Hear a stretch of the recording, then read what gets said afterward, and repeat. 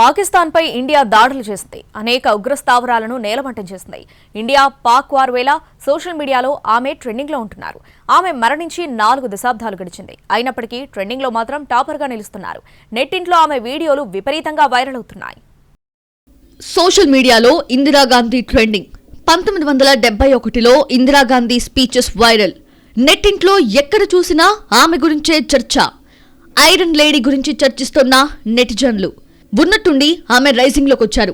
గతంలో నిందలు వేసిన వాళ్ళు కూడా ఇప్పుడు ప్రశంసలు కురిపిస్తున్నారు. ఆమె మరెవరో కాదు, ఐరన్ లేడీ ఇందిరాగాంధీ. మాజీ ప్రధాని అటల్ బిహారీ వాజ్పేయి లాంటి వారు సైతం కాళీమాతతో పోల్చారు.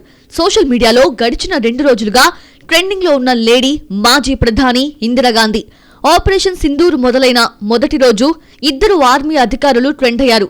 ఒక్కసారిగా పాక్ భారత్ మధ్య కాల్పుల విరమణ అని అమెరికా అధ్యక్షుడు ట్రంప్ ప్రకటించారో లేదో మరుక్షణమే ఇందిరాగాంధీ వీడియోస్, ఇందిరాగాంధీ స్పీచెస్, అప్పుడు యుద్ధం జరిగే ప్రాంతాల్లో ఇందిరాగాంధీ తిరిగిన ఫోటోస్ హల్చల్ చేశాయి. ఇప్పుడు దేశానికి ఇందిరాగాంధీ లాంటి ప్రధాని కావాలి అంటూ కొందరు వీడియోస్ వైరల్ చేశారు. దీంతో సోషల్ మీడియాలో ఇందిరాగాంధీ ట్రెండ్ అయ్యారు. సహజంగా ఇప్పుడున్న కొన్ని రాజకీయ పార్టీలు పాకిస్తాన్ ప్రేరేపిత ఉగ్రవాదం అణచివేయాలంటే మోదీతోనే సాధ్యం అనే హైప్ ఇచ్చారు.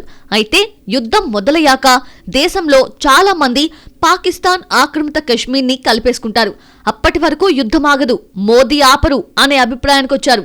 సడన్ గా కాల్పుల విరమణ ప్రకటించడంతో పాటు ఆ ప్రకటనను అమెరికా అధ్యక్షుడు ట్వీట్ చేయడంపై దుమారం మొదలైంది.